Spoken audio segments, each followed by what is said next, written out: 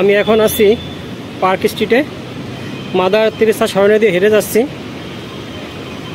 আমি এখন যাব, এখানে একটা সিমেট্রি আছে, অনেক পুরানা, বিশ্বের অন্যতম একটা প্রাচীনতম সিমেট্রি, নন চার্চ খ্রিস্টানদের, সেইখানে যাব। আমি অবশ্য জায়গাটা চিনি না, শুনে শুনে যাচ্ছি।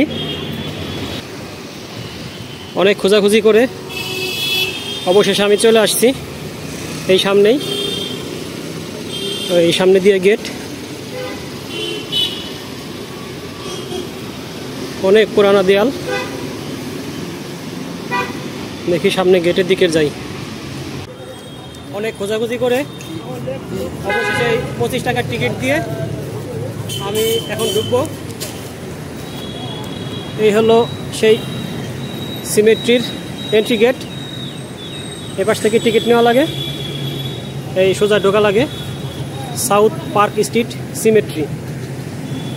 এখানে একটা নেম প্লেট আছে, south park street symmetry opened 1767, closed 1790।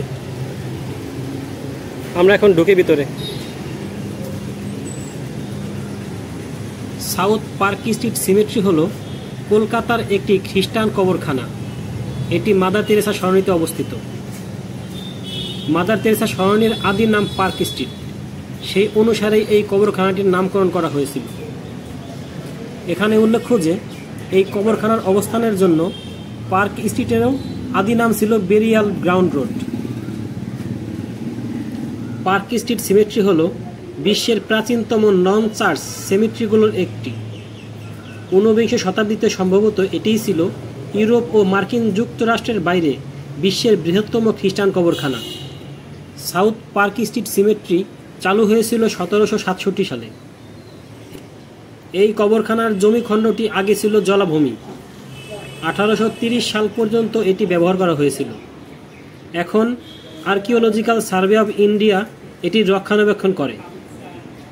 শহরের প্রাণকেন্দ্রে অবস্থিত পুরনো কবরখানাটির উপর থেকে চাপ কমাতে এই কবরখানাটি চালু হয়।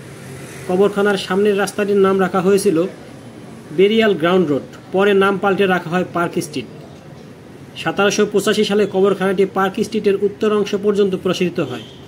1840 সালে লোয়ার সার্কুলার রোড, যা বর্তমানে আচার্য জগদীশ চন্দ্র বসু রোড নামে পরিচিত, এর পূর্ব অংশে একটি বড় কবরখানা চালু হয়। 1790 সাল থেকে ইউরোপীয়রা আর এই কবরখানা খুব একটা ব্যবহার করত না। তাই কবরখানার প্রধান ফটকের পাশে শ্বেত পাথরের ফলকে লেখা আছে south park street opened 1767, closed 1790। South park street চালু হয় 1767 সালে এবং বন্ধ হয় 1790 সালে।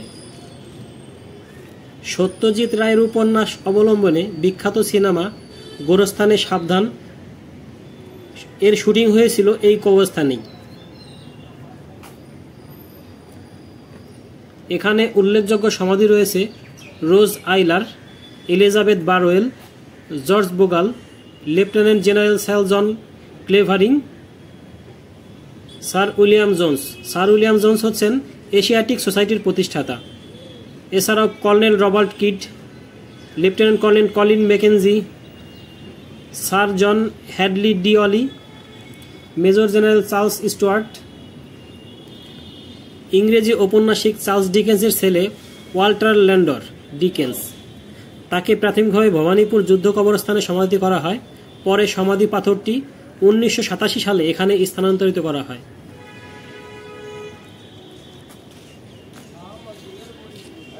এই কবরস্থান নিয়ে একটি ঘটনা আছে। একটি সুপরিচিত ব্যবসায়ী পরিবার কবরস্থানটিকে একটি শিল্পকেন্দ্রে পরিণত করতে চেয়েছিল। এজন্য 1984 সালে কবর ভাঙার কাজ শুরু হয়। তবে পরে কলকাতা হাইকোর্ট হস্তক্ষেপ করে এবং নির্মাণ কাজ বন্ধ করার আদেশ জারি করে। তা সত্ত্বেও ততক্ষণে কবরখানার যথেষ্ট ক্ষয়ক্ষতি হয় এবং অনেক কবর হারিয়ে যায়। চার্লস স্টুয়ার্টের কবর ধ্বংস হয়ে যায় এবং পরে 15 বছর পুনরুদ্ধার করা হয়েছিল এবং ডিরোজিওর কবর ভেঙে ফেলার কাজ শুরু হয়েছিল। তবে তখন কলকাতা হাইকোর্ট পরবর্তী নির্মাণ কাজ বন্ধ করার আদেশ জারি করে। তারপর থেকেই এই কবরখানার সংরক্ষণ চালু আছে। এবং পরবর্তীতে দর্শনার্থীদের জন্য খুলে দেওয়া হয়।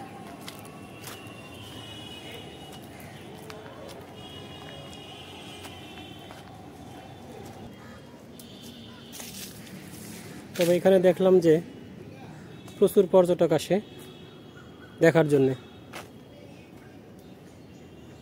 প্রথমে ভাবতেছিলাম যে আমি যখন ঢুকবো আসলে মানুষজন আছে কিনা, একা একা ভয় লাগবে কিনা। তা যদি আসলে আমি একা থাকতাম তাহলে হয়তো ভয় লাগতো।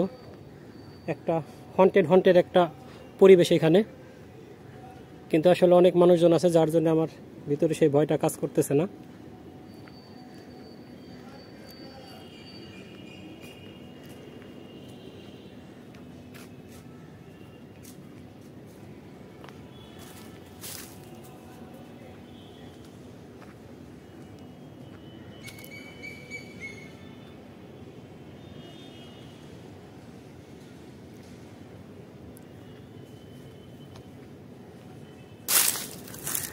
চমৎকার সুন্দর একটা জায়গা।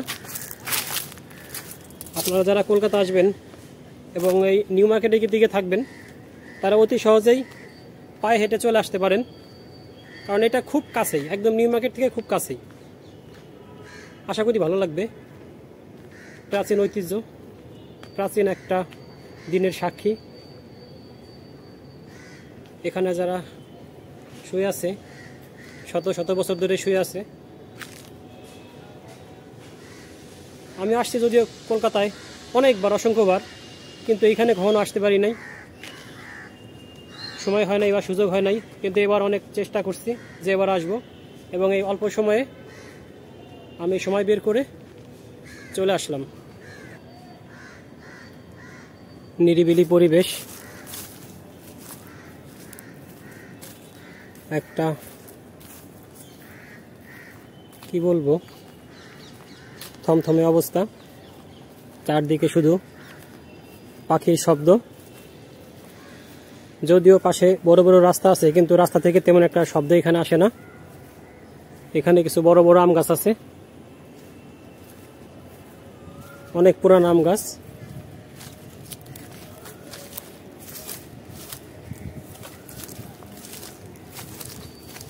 বেশ শান্ত একটা পরিবেশ, ছায়া শীতল, হালকা একটা শিরশির শিরশির ঠান্ডা বাতাস।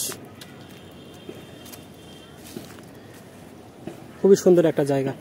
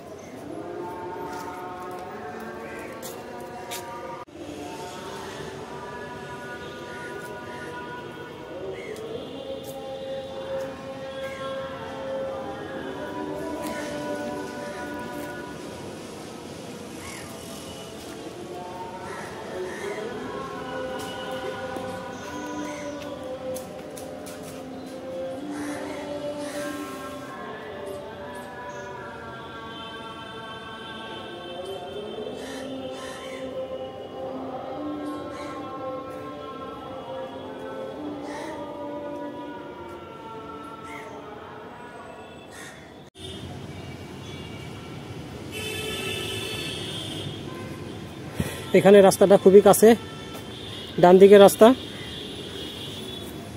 এতক্ষণ বেশ নিরিবিলি ছিলাম, এখন এই গাড়ির শব্দ পাইতেছি।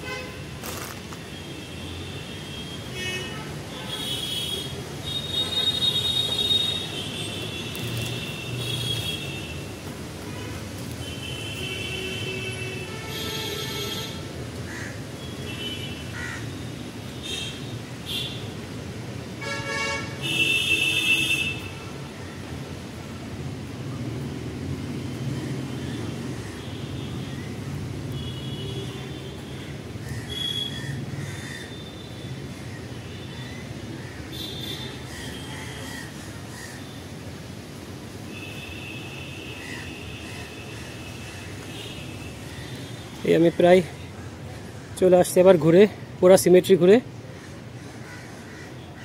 এই ডান দিকেই বের হওয়ার রাস্তা। তবে আমি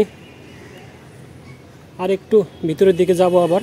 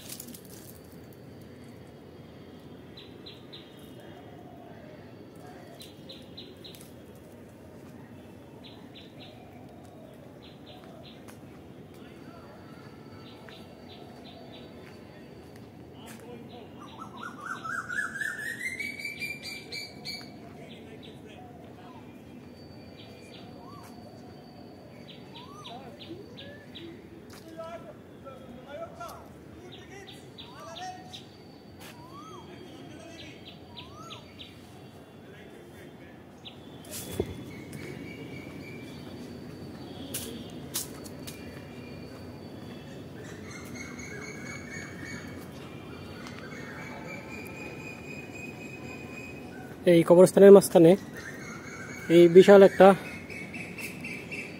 কবর বাধাই করা। এটাই থানার সবচেয়ে বড় এবং কালার করা, পরিষ্কার পরিচ্ছন্ন। তার মানে এটা সংস্কার হয় বোঝা যায়। এখানে কে আছে?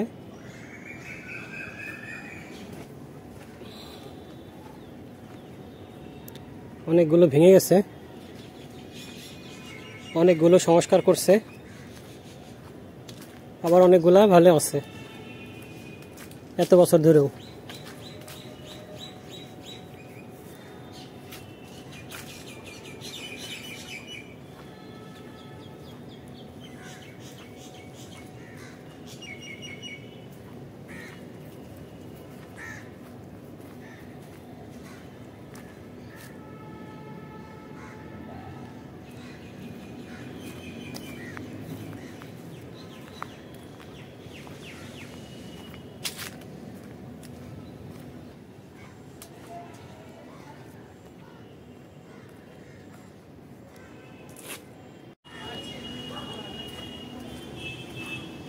জায়গাটা আসলে আমার কাছে এত ভালো লাগতেছে, যেখান থেকে বের হইতে ইচ্ছা করতেছে না।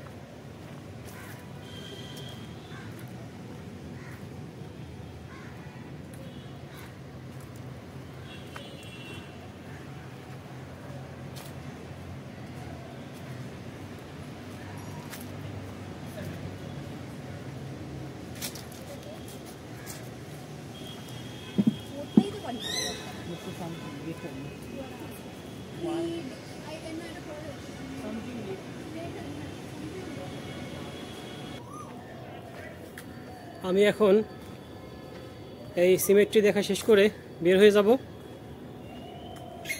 একটা প্রাচীন কবরস্থানের দেখার সাক্ষী হলাম। চমৎকার একটা জায়গা, খুবই ভালো লাগলো। এরপরে যদি আবার আসি, আমার সাথে কেউ যদি থাকে তাদেরকে অবশ্যই দেখানোর জন্য নিয়ে আসব। বেশ ভালো লাগলো, চমৎকার জায়গা। আসবেন সবাই এখানে। আমার ভিডিওটি যদি আপনাদের ভালো লেগে থাকে তাহলে লাইক কমেন্ট শেয়ার দিয়ে সাথেই থাকবেন। আর এখন আমার চ্যানেলটিকে যারা সাবস্ক্রাইব করেন নাই, দয়া করে সাবস্ক্রাইব করে নেবেন।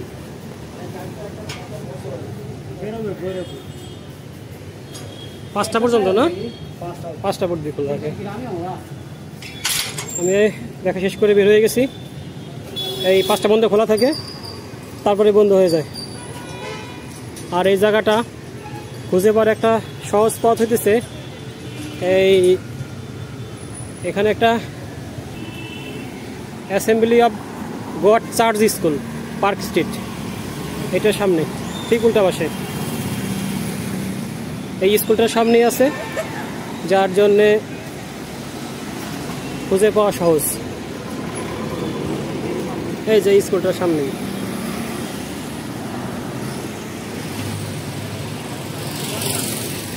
এই পার্ক স্ট্রিটের রাস্তা দিয়ে হেঁটে যাচ্ছিলাম, দেখলাম যে এক জায়গায় প্রচুর কবুতর এখানে খাইতেছে। আসলে কি খাইতেছে জানি না, কিন্তু খাওয়া দাওয়া করতেছে এবং গাছেও ভরা।